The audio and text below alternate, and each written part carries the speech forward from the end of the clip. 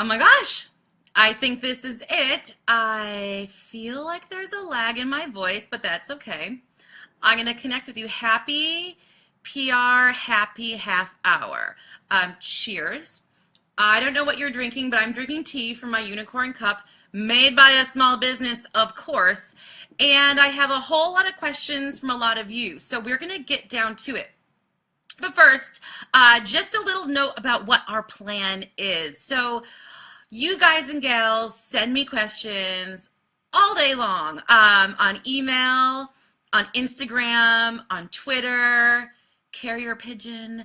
And I decided I can't answer them all directly, so I figured every Thursday we'd meet up here during happy hour, and you can ask me questions, and I'm going to give you the answers. I've got literally pages of questions you've already been sending in since I posted a newsletter.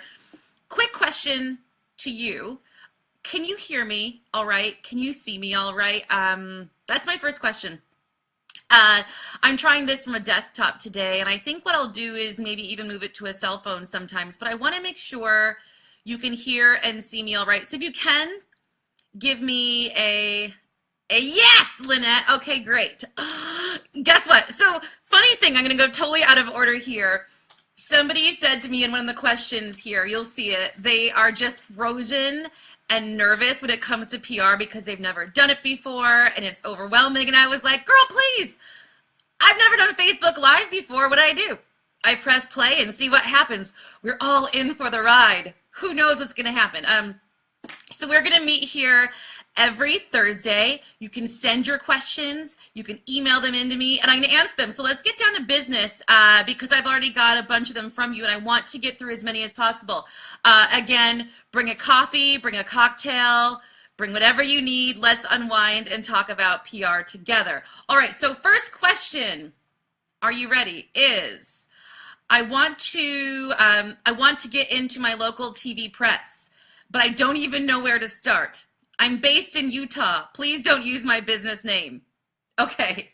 One thing before I answer this, I won't use your business name. I respect your privacy. But one thing I'll tell you is if you let us mention your name when we do these happy half hours, these PR happy half hours, more people will get to know who your business is. So a little bit of incentive for those of you who wanted to be anonymous. Now, let's talk about local press. First, let's talk really quickly about TV press, because remember, TV is both the same and different from other press. For one thing, it's super short lead, so it's very timely. You can pitch a story to TV and it can be on the next day. It can be on that evening. That's happened to me countless times when I was in full-time PR. Clients we would pitch would go on right away. So know that it's very timely. Also remember that TV is very visual. So what you might be pitching to a blog or a magazine is different for TV because it's all on camera. So you want to pitch a story that's very visual. So I made you a little checklist because some of you sent these questions to me starting yesterday. So I took some notes on some of your questions. Some of them I'm just gonna freestyle some of them. So I have some notes for you in Utah, whose name I will not mention. And here's the first thing. The first thing I want you to do if you really want local TV is to start watching your local TV stations. There are no excuses. There are DVRs. Most shows now run online as well. You can watch videos. So you need to watch them, all those stations, NBC, ABC, CBS, Fox, and the local smaller stations that you're only getting in your hometown. Because you need to think about how their shows go, what the show looks like, what segments they have. Where do businesses like you or experts like you or people like you show up on those TV shows? Because you need to pinpoint exactly where you belong in order to get that TV segment to land. You need to be pitching the right place. And not just what those segments are. Think about who is the reporter telling your story? Do they mention a producer telling your story? You need to be able to tell me exactly where on that TV show you belong. Otherwise, you're not ready. And that just takes some research. No pressure, no pressure. The other thing I want you to do is look at other Utah business owners around you. Have fun at your event, Candy. Kick butt. Be amazing. Okay, so back to that. So look at other Utah business owners and personalities and see where they are appearing. I always tell people to look for their competition even though I know none of us have competition because we are all unique, but still look at where people you would consider your competition are appearing. Look at where people who are complementary brands to you are appearing, and write those down in your media target outreach sheet so you can see where those people are popping off. That's all the research you need to do. PR is more research than anything else, in truth. So the more that you can, live call, the more that you can research and know where you belong, the better. So the more work you can put into the before you pitch, the easier the actual pitching process is going to be. So you're looking at all the Utah stations. Hey, Diane, you are looking at your competitors locally or people who are other entrepreneurs locally, looking at where they're being covered on television. There's a home for them. The other part of your research I want you to do, and any of you listening can apply this to your own local TV station, whether it's New York, Detroit, North Carolina, doesn't matter. The other thing I want you to do is start following the reporters and those stations on social media. I follow stations on Facebook because you see exactly what they're covering. They feed it to you. It's coming down your feed. It's super easy. You don't have to do the research. They will show you where people are appearing on their show through their Facebook feed. I follow reporters and producers on Twitter and Instagram because that's where I grow a relationship with them. I can't grow a relationship with them on Facebook because you can't get into their personal business like that right away. So you're doing all of that research ahead of time, Utah. And then here's the other stuff you need to know. So let's say you've done all that research, right? Now you need to figure out how to pitch them and who to pitch. If you don't have access to a database of all the producers that are working at that station, here's what I want you to do. And all of you can do this, no matter where in the country you're based. This is what you can all do. I want you to call the TV station's main news desk. That is a number that is 100% accessible online, easy peasy. Call that station's main news desk, and I want you to let them know who you are and what you need. So I wrote down a couple ways you can do this for you. You can say something like this. I'm looking to speak to the best producer for hometown business segments. For instance, you're just saying exactly what you want, and then they'll say, oh, you need to talk to Karen Smith, or let me connect you directly to Rebecca Watson. They're just going to connect you right there. You just need to tell them what you need. Another example could be this. Hello, I'm a local skincare expert and author and need to connect to a morning show producer to speak about a study about how puppies make your skin clear. Who should I speak to? So again, you're just letting them know who you are and what you need very specifically. I think we try to create something like a big deal. We try to make too much of a big deal about this. You just simply need to tell them who you are and what you want at the main news desk. 9 times out of 10, they will direct you to the right producer or the right reporter. And from then on, you will just continue the pitching process. So another thing I want you to know, so we talked about how you can research who you want to pitch. I gave you a really big quickie on what to say when you call the news desk. A couple other things I want all of you to know if you really want to be on television. Number one, just being known in your industry, in other press, in blogs, in local newspaper, in magazines is going to give you a leg up into TV, because TV producers are checking out the same blogs and newspapers as you are, and they're finding stories there. So if you start appearing in different press outlets, or the more you are known, press begets press. So the more people are reading about you, the more they're going to find you. My sister, Mira, who I believe is out there right now, is an accomplished author in Maine. And in the country, but she's based in Maine. And as press about her started popping up, local TV stations started calling her or her publicist directly. So again, press leads to press. That's one thing you don't want to leave out of the equation.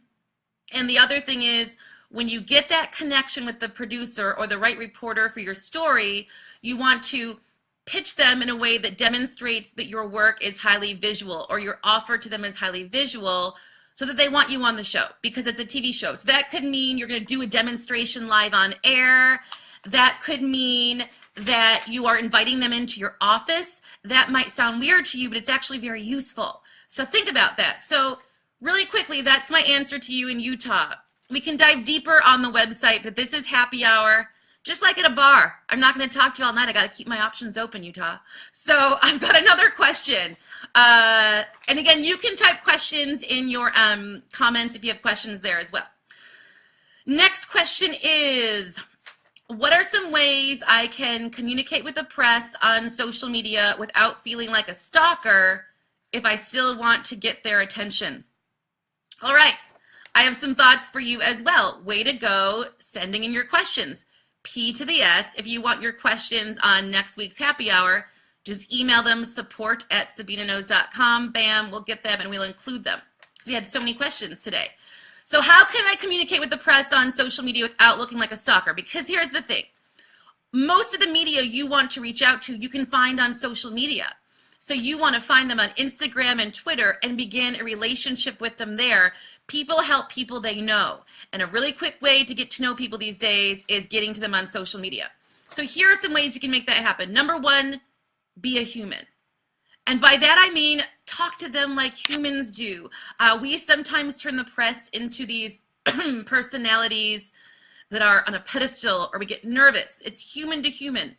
It's social media. Look at their feed. It will instantly humanize them to you and make it feel a little bit less weird. Number two, be authentic and genuine. So when you're reaching out to people on social media, don't just make communication robotic or in a way that you think you're pleasing them. I want you to communicate that with them authentically. If you have a response that you want to say to them, say it authentically. Don't just say something to get attention. It's all about creating a real relationship. So you want to be human, you want to be authentic, you want to be genuine, because by doing those things, you're already not going to be a stalker, even if you get excited and like 3 of their posts in one day. If that's authentically how you feel, you ride that. I get excited about all kinds of stuff and I just let it out there, and that's how I have really positive media relationships. So here are a couple other things I want you to do. It's not enough just to be seen, okay? So if you're just like hearting people's Instagram photos or hearting their tweets, that's not enough, because people don't get excited about that anymore. What you really want to do is be heard. And by that I mean you want to comment on their Instagram photos, you want to respond or retweet or reply to their Twitter posts, you want to engage in conversation with them, because you know for a fact that when you see a discussion bubble pop into your Instagram, you are way more excited than when you see a heart or something. It's like, a heart, yay, I'll count them. But if you see a comment, you stop and you read it and you see who that person was who wrote a comment. So that's something I want you to think about as well. You really want to start that engagement. Hello, Jennifer Walsh. It's nice to see you here too. Hi to all of you. Okay, so we've got be seen, be authentic, be genuine, be heard. So you're commenting, you're retweeting, you're doing things like that. Here are a couple other things I'd recommend when you are going after the press on Twitter. Have some target people who you want to go after. So I don't use the Twitter lists to keep a list together, because people are alerted that I've put them on a list, and I like to keep my Twitter research to myself. But I have a standing list on my computer and sometimes a notepad of the 5 to 10 media targets that I'm focusing on for that week. And you can bet every day I'm scanning their Instagram and Twitter. That doesn't mean every day I'm always responding to them, but I'm scanning their Instagram and Twitter, and I'm checking out what they're up to. And if there's something I can say or comment on or like or retweet, I do that. But I'm very clear about who I'm going after, or I forget. And the more they hear me and the more they communicate with me on social media, the better my chances of growing a relationship with them in email and then maybe even in person are. A couple more things I'm going to tell you about that question, ma'am.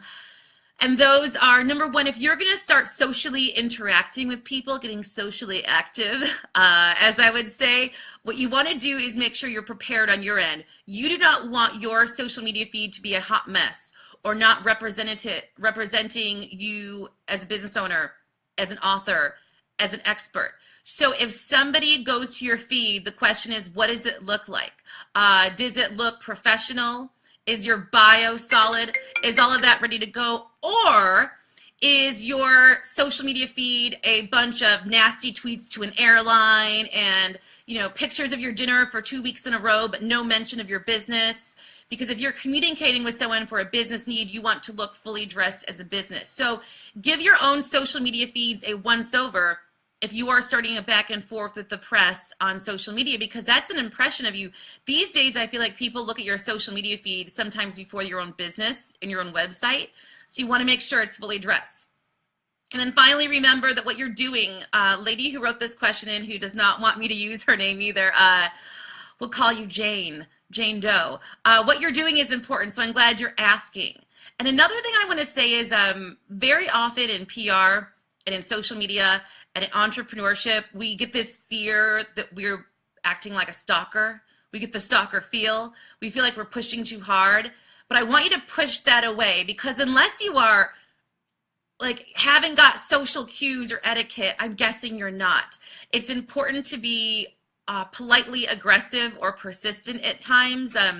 You have to follow the 3 Ps, a rule I have, and I'll tell you about that in a second. It's an answer to another question, but there are people out there fighting for the same spot you are, and closed mouths do not get fed. So you need to go in there on social media, be polite, be professional, but be persistent. Get up in there. Don't feel as bad. I feel like we think we're being too much when often we're not being enough. So you need to start communicating with people, and the same thing goes for following up with your pitches. We feel like we're too much, and sometimes we haven't followed up in weeks. And that just fades from people's memory, because there's sensory overload in social media and in email and in PR. So you need to be right there in front of them as much as possible. So you probably aren't a stalker, even though you might feel like one. You're just not used to it yet. Get into the flow of it.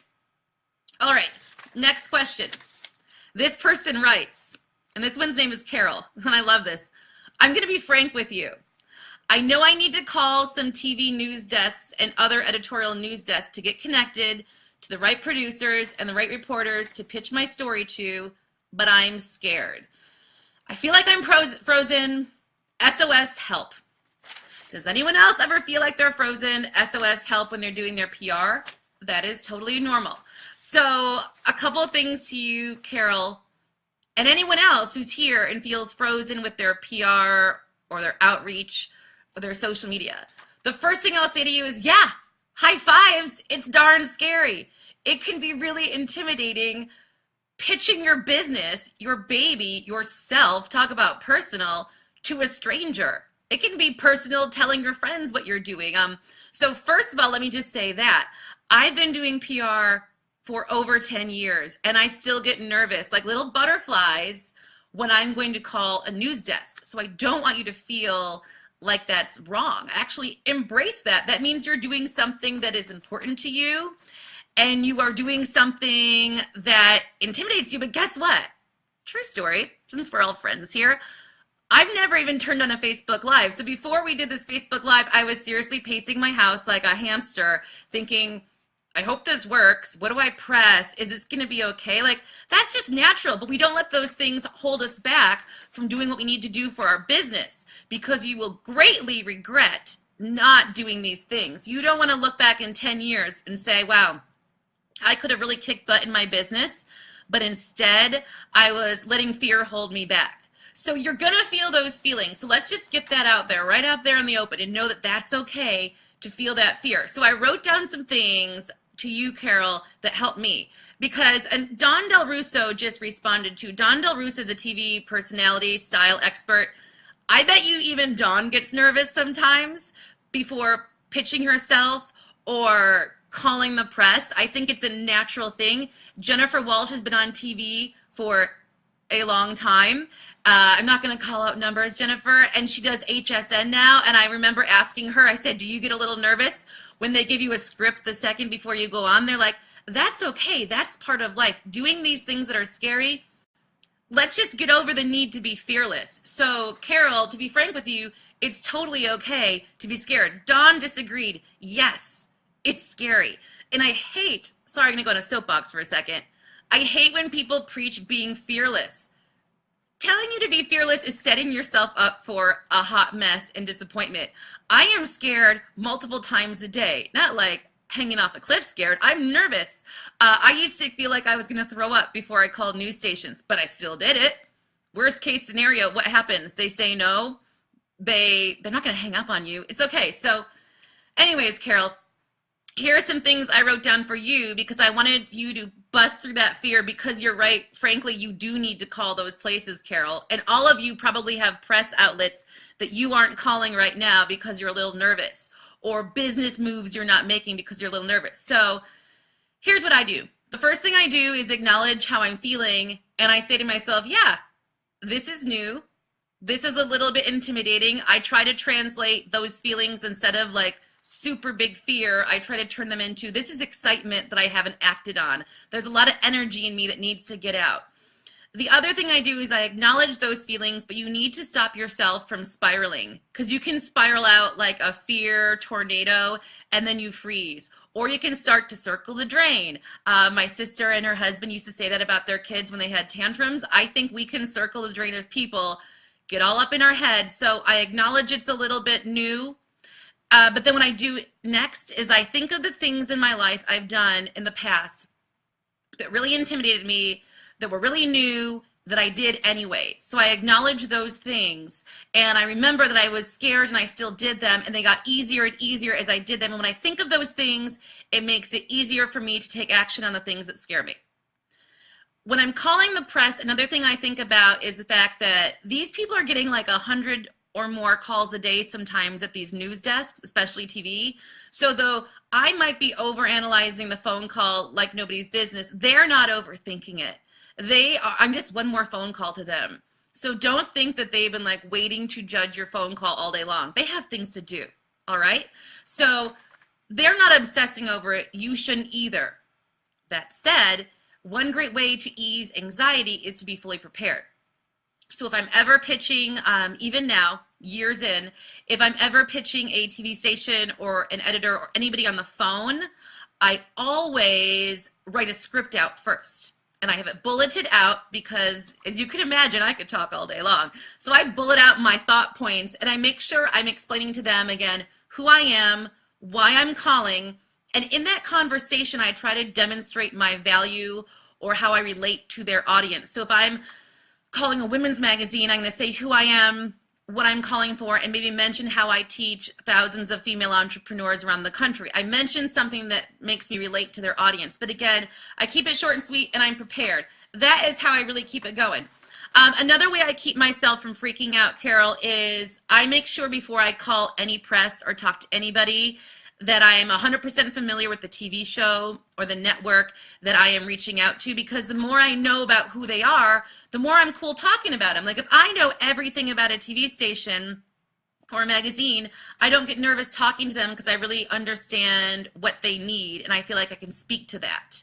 And the last thing I would say, Carol, or any of you who are perhaps holding back from doing something PR-wise or business-wise that is holding you back, that the best things come to those who try. That's actually something that has been on a Post-it on my desk since I moved to New York over 12 years ago. So if you want the things that need to happen in your business to happen, you have to do all the things you're avoiding. You have to do the scary things, and you have to acknowledge that you're going to be a little nervous doing them. But I tell you, when you do them and you come out on the other side, it is like the best high. Try to beat it. It's the adrenaline you get when you push through something you were afraid of, and then you're like, whoa, now I get the power of PR. Because the more you do this, the less nervous you are going to be, and oh my gosh, then it's empowering because you can pitch anybody the more you do it. I used to be afraid to teach classes online when I started. Now 10 years in, I could pretty much do one in my sleep, and I love it. So bust through that fear, because I'll tell you something else. If you want TV press, folks, most of you will have to at some point call a news desk if you don't have a contact at that TV press. So you might as well get that bravery up and get ready to do it. All right, and a couple other things I wrote down. So true stories. Right before I call someone I'm afraid to call, a couple other things I do. I like Rocky air punch or dancing out in my living room to rap music or Broadway show tunes. I totally do. Got to get that energy out somewhere. Get my endorphins up. I call my inspiring friends, or I call my sister who gives me a pep talk. And the last thing I do before I need to do something that scares me with the press or my business, the last thing I do is I go to their Instagram or their social media feeds because I want to get to know them as a person. And again, it humanizes them. It's hard to be scared calling a producer when you look through 15 photos of her hanging out with her dog, dressing him in sweaters. It just gets rid of the fear because you remember like the press, they're just like us. They're just normal people. All right, so there's that question. Next question comes from Lisa from Your Pet Chef. Lisa, we get to use your name. This is exciting. Because Lisa's letting me use her name, I want to tell you all that I want you to Google Your Pet Chef after today's happy hour. And I want you to check out what she does because she makes all natural, all delicious dog treats. My dog, George Michael, goes crazy for them. He actually knows the words Your Pet Chef because he knows the treats. So check out Lisa's stuff. Here's what Lisa emailed in for her question. High fives for jumping on that, Lisa. So Lisa landed some great press yesterday, I believe. And in that press, she was featured in an article with other solid, really killing it entrepreneurs talking about what they learned from different TV shows. And in that article, Lisa talked about how Bravo inspires her and keeps her going as an entrepreneur. It was featured in this article. And I'm actually going to post the press in this Facebook group so you can hear what I'm talking about after today's happy hour. So Lisa wants to know how she can share it with Bravo TV. Is it actually done? Is it proper? Can you answer that question? All right, Lisa. So here's what I'd say to you for that question. So again, Lisa got some press. In it, she mentioned Bravo TV. Can she share it with Bravo? What should she do? All right, Lisa. The first thing I would say is you need to figure out what you want to get out of this situation, right? So if you want to share your press with Bravo TV, why is it? Is it because you want them to retweet you or just see it and connect with you? Do you want them to give you a shout out? My first question is figuring that out. Because if you just want to let them know and acknowledge that you mentioned them, here's what I would do. I would create a Twitter and an Instagram post about a little sassy one because Bravo's sassy. And you want to mention the press and mention how you love Bravo in it and tag them in that post and mention it. Also because anytime any of you get press, and I'm about to talk about this, I think Tamiko, you asked about this too. What do you do when you start getting press? How can you leverage that? So Lisa, no matter what, even if you didn't want to share it with Bravo, if you get press, you want to post it. But if you get press that acknowledges somebody else, whether it's a person, a TV network like Bravo, a celebrity, you want to tag them in that announcement. You want to mention them in the post. If the minimum and they just see it and you are ping on somebody in the social media team's radar, that's one thing. On the other end, they might actually retweet you or share it again. So no matter what, it's your job to share your press. You got to do that. You got to let people know. Not everyone sees everything you do. We're all so deep in our businesses, we forget that some people aren't seeing what we're up to. So number one, you're going to share it. But here's the other thing I was thinking of when I saw this, Lisa. Lisa, you make amazing organic dog treats. Again, everyone check out Your Pet Chef. I'm going to post it here after this happy hour. It's amazing for dogs. I haven't tried it yet. But what I want to say is, Lisa, I was thinking about you and I would say I would go deeper. And maybe you're thinking of this because Andy Cohen, the king of Bravo, has a dog. I recently ran into him in the street with his dog. So he's got a dog. This could be someone that you want to target in a conversation. Use that article as a stepping stone to get to Bravo and Andy. But maybe you want to go for Andy so you can share your dog treats with him. Or maybe you want to get to other people at Bravo like Lisa freaking Vanderpump, who's obsessed with her dog more than I'm obsessed with George Michael, who dresses her dog like a little prince, who feeds him at the table. So Lisa, I would say use this as a sign, all right? So exactly, you know his dog too, Lisa. See, you do your homework. So I would do two things with that question, Lisa. I would create this post, so an Instagram post and a Twitter post and a Facebook post all about your Bravo press story. And then I would tweet the article as a first step in connecting with Andy Cohen and perhaps Lisa Vanderpump, and use the article as a connection and the first way of connecting with them. And after that, of course, you would try to reach out to their assistant or publicist to get those wheels in motion. But those are the answers I had to that. I think it's always important, if you get any press, to share it.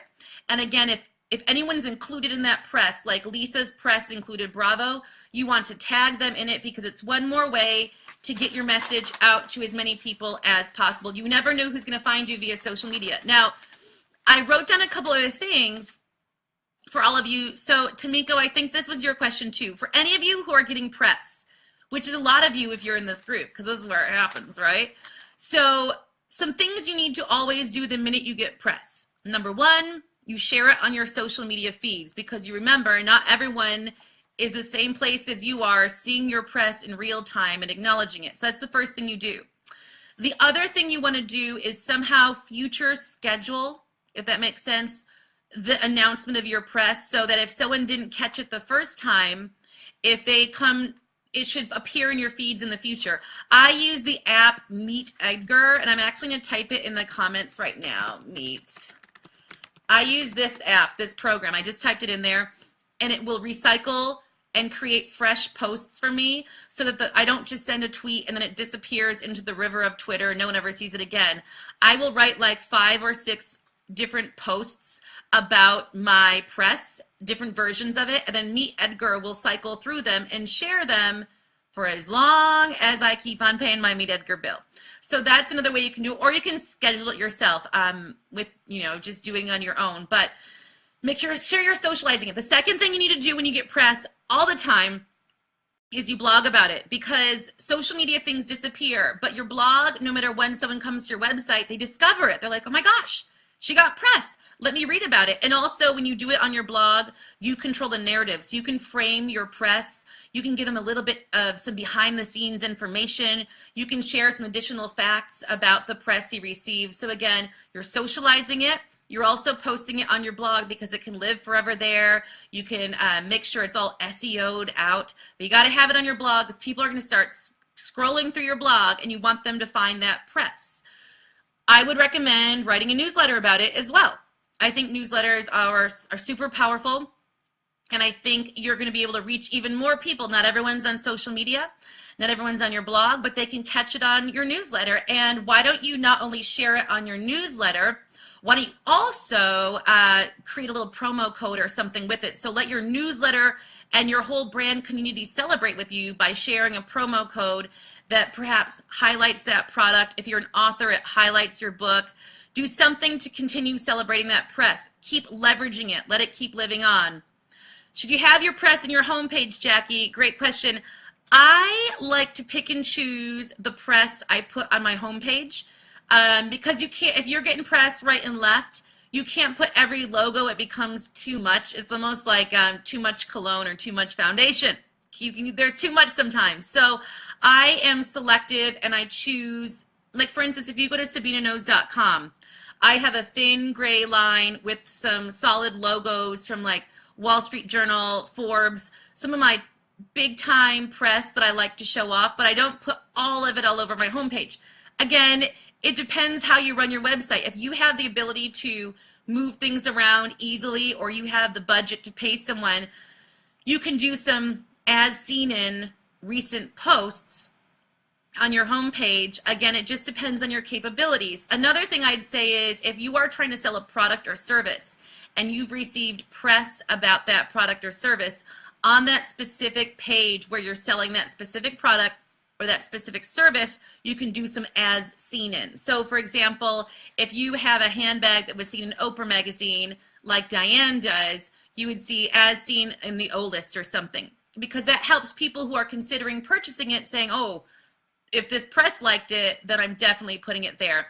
But in terms of overall homepage design, if you only have a few press hits at this point, just put a couple on there. But if you've got a lot to choose from, don't put almost too much, because it can clutter your homepage. And sometimes, again, too much of anything becomes less, if that makes sense. All right, I have another question that came in. It's a long one, but it's got some good answers. 1 second. I'm going to do a shameless plug right now. This mug I get asked about every single time that we do anything on camera. It is from Uncommon Goods. It is the unicorn coffee mug, and it is made by a small business owner, a woman in Vermont. So should you be curious? Since we're on camera, I thought I'd tell you, thought I'd plug a small business. All righty. Next question is a 3-part question. I will not call their name out unless they are listening and say I can, but you know who you are when you hear it. I have a question for you for today's happy hour. I seem to have print and online down pat when it comes to responding to pitches. I only have, and I get them through Haro. I have only received a couple other stories based on pitching randomly. I feel stuck. What do I do? That's the first part of the question. So here's my first part of the answer. No pitching should ever feel random. And again, that might just be your words, I know, but pitching is like gymnastics. It's all about like the landing. After you do all that research I talked to you at the beginning of this Facebook Live happy hour, it's all about the landing, meaning like the timing. You got to land that timing. You got to land that hook. You've got to land that story angle. You've got to land making sure you're pitching the right people. You've got to do all those things to land a story. So again, you're landing the timing right. You're landing the exact column you're pitching. You're landing the right angle for that column or magazine or TV show or blog. And you're landing the right person. And if all those things aren't aligned, it can be really hard to get press.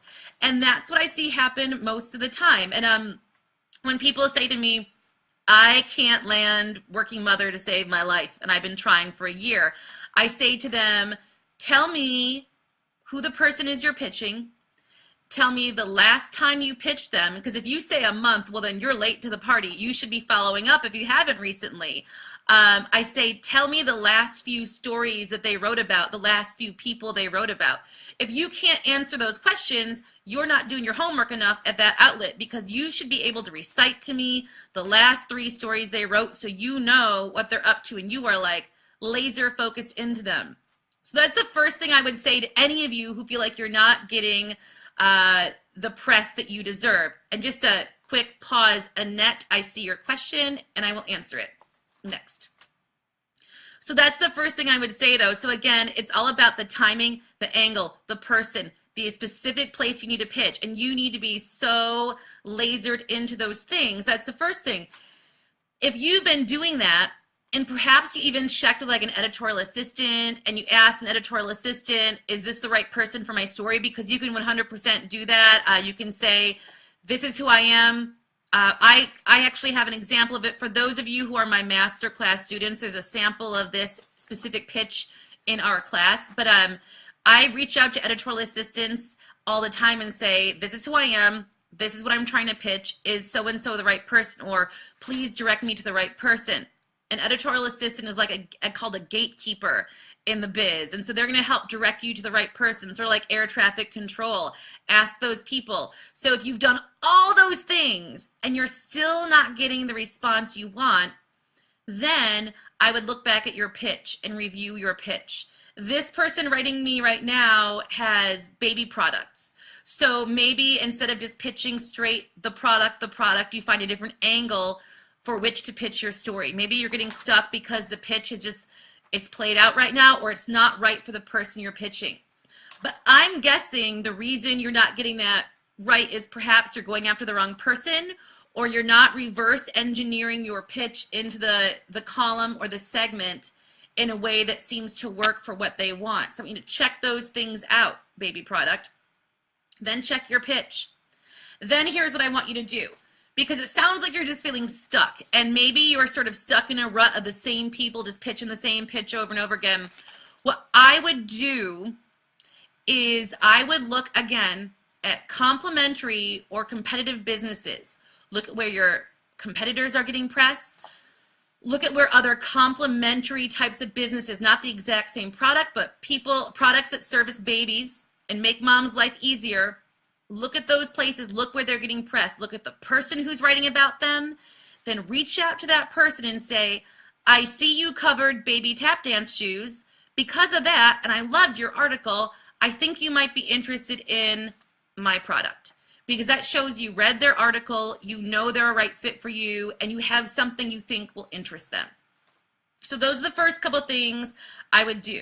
But I have some more, because you go on. You've got some more questions. You say, I'm also having a lot of difficulty pitching TV. I had a couple of opportunities, but they didn't turn into anything. And I'm not having any luck finding on-air experts that discuss baby products. If you are pitching the same TV show, it looks like the same segment over and over again, it's just not working. Just like if you are trying to get a guy or girl to go out with you and you have tried 1,000 ways past Friday and you put on your best outfit and your best personality and they still are not going for it, you gotta just say goodbye for now and move on to something else. There are plenty of fish in the sea. There are plenty of media outlets that if you are trying so hard for one show and they are not biting, you're just wasting too much time and energy in that place. There are scores of other TV shows, nationally, regionally, digitally, that you can pitch. So I'd say if you're stuck on that, if one person doesn't get it, doesn't mean not everyone will get it, right? I think the same is true in love and the same is true in business. So just because one person doesn't get your vision, one producer doesn't get your vision, doesn't mean that every producer is going to give up on your vision. So don't let one person spoil your party. Every success story is preceded by like 100 rejection stories, sometimes even more.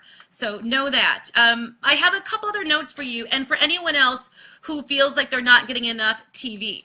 All right, so if you're, especially you product people, because this is a product gal's question, but if you're stuck trying to get TV, remember, local TV likes local success stories. Just go for that first.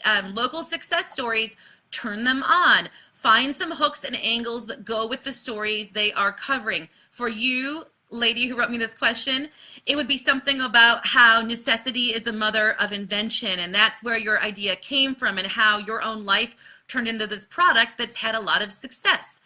You might be saying to me, but Sabina, I'm not a millionaire. Success is relative. The press doesn't need to know about your late nights and your hustle unless you can make it a good part of the story. They need to hear about all the Forbes press you're getting, all the other press you're getting. You got to spin that story, girl, like a publicist. Make yourself that success story. Another thing I'd say to all of you who want to be on TV is remember, reverse engineer it. Go backwards. Reverse engineer it. Say, they like stories like this. How can I turn myself authentically into a story like that? Work backwards, because remember, it's all about them. It's not all about you. You're filling their needs. That's how you get press. You say you're not finding on-air experts. I know they're out there. If you're doing baby products, maybe there are not as many baby product on-air experts out there, but they are. So you got to do that research. You're looking for bloggers, mom magazine editors, mom influencers. But again, remember, if you're not getting a lot of love in one area, you're going to have to switch the angle, switch the hook, switch the people you're going for, or maybe say, you know what? I've been beating my head against the wall for TV for 3 months, and it's really disheartening. So instead, what I'm going to do instead is I'm going to spend the next month working on influencers online or the .com mom websites that have a really big ROI, not the super small ones that are going to waste your time. I'm just going to say it. So that's what I would say. It's so hard to give one answer on why things aren't working, but oftentimes it boils down to not the right timing, not the right hook, because you're just sort of throwing out a hook and you're not really digging specifically into what that specific outlet needs or wants. Not growing relationships with the press. Try getting a desk side appointment. Try meeting with them in person.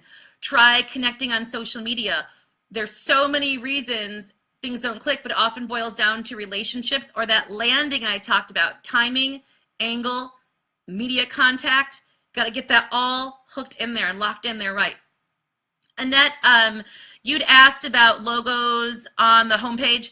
I was just going to say that for someone even like you, Annette, you're an expert on all things events, and you are, I'm guessing, doing on-air work or should be doing on-air work. You're gorgeous and well-spoken. So if you want to, when someone lands on your website, you want to have some as seen in. I think depending on the brand, it's so important that your as seen in doesn't take away from your website and your aesthetic and your feel. So for me, for instance, on my SabinaKnows.com website, I have a gray bar. I believe it's across the middle, and it has some logos. It has some specific logos of places I've been in, sort of my top tier press.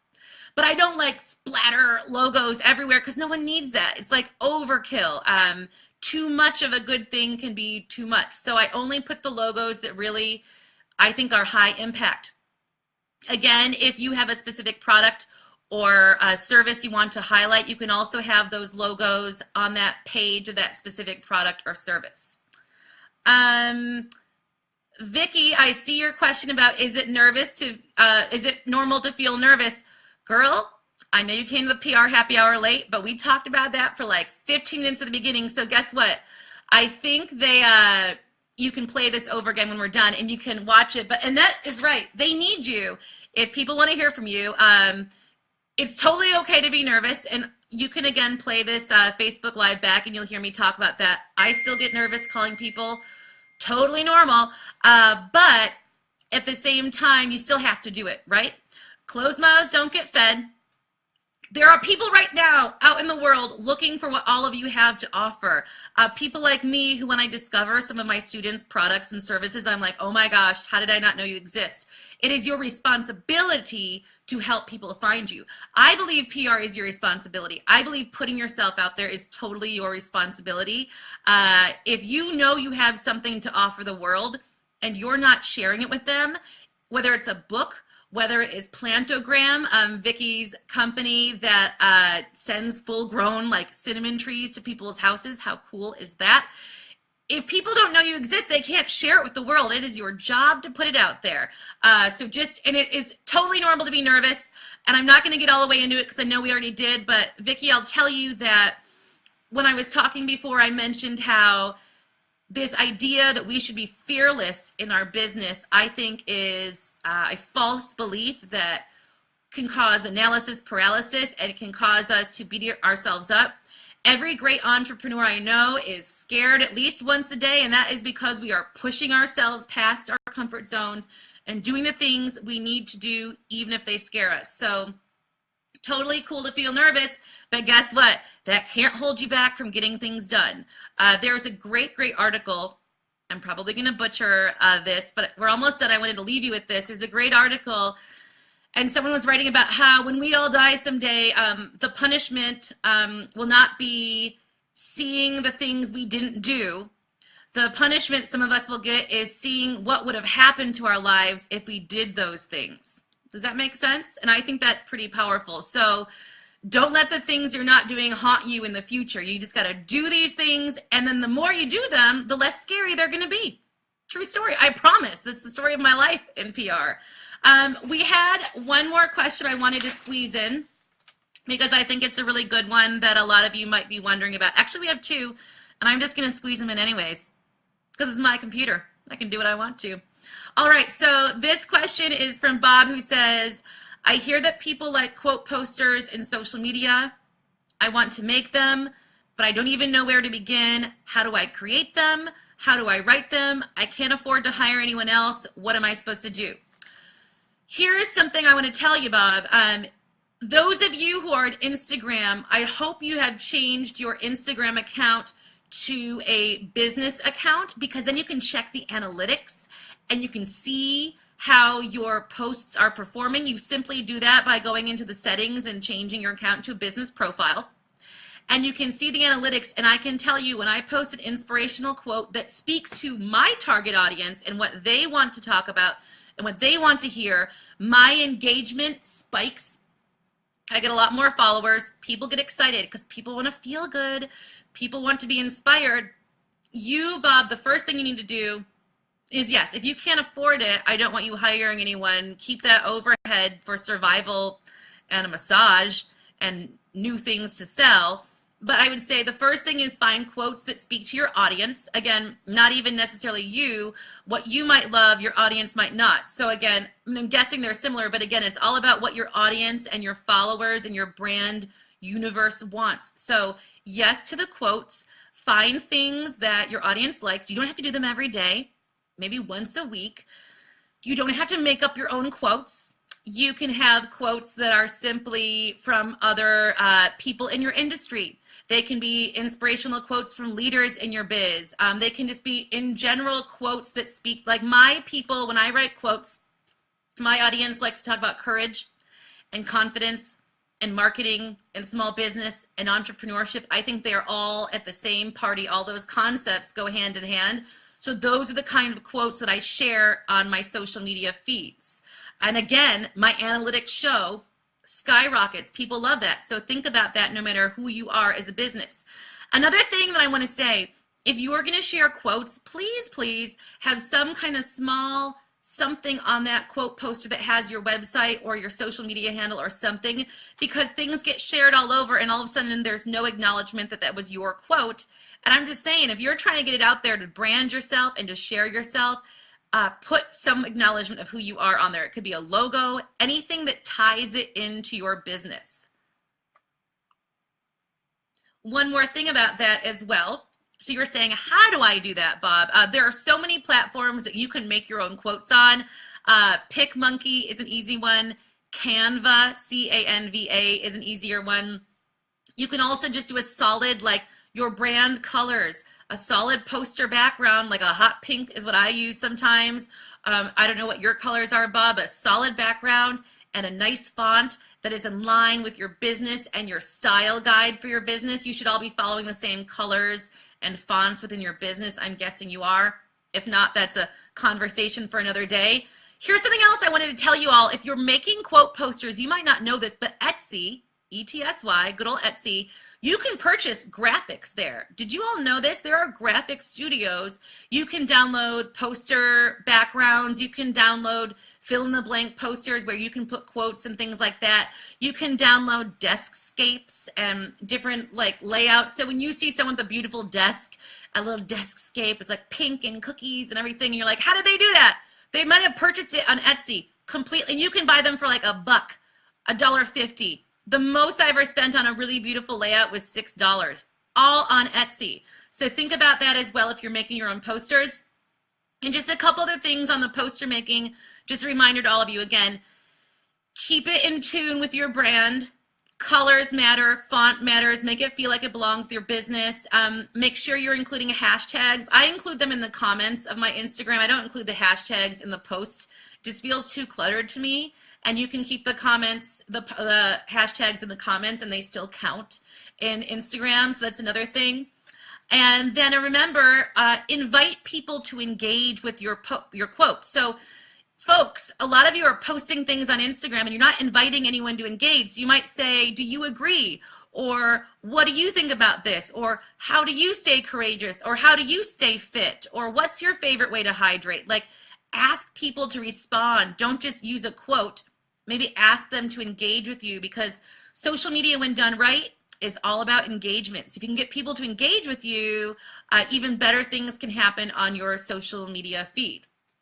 So that's for you, Bob. And I agree. Annette says Etsy is a planner's dream. Etsy has so many things. I feel like people only tap the surface, but right now my favorite use of Etsy is digital graphics, because I don't do digital graphics and I'm not about to take my time and teach myself how to do that. Side note. Last thing, and then I'll let you go. I hope your happy hour has been going well. Is anybody having a cocktail? Just curious. I'm not. I'm having tea, but I was just curious if any of you were. Just asking. All right. The last question, and then those of you who came late, you can review this and replay it. So the last question is, I know I need to follow up with some business deals and some pitches, but I feel like I'm too intense and I'm doing it too much, but then no one writes back. What do I do?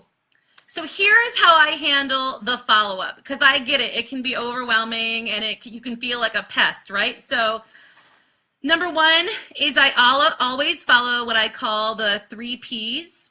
And when you're pitching, you have to ask yourself these 3 things. And if you do that, you're going to be fine. The 3 Ps are, am I being professional? As in, am I pitching the right person? Do they cover what I'm asking them? Like, I'm just being a professional about who I'm reaching out to. I've done my research.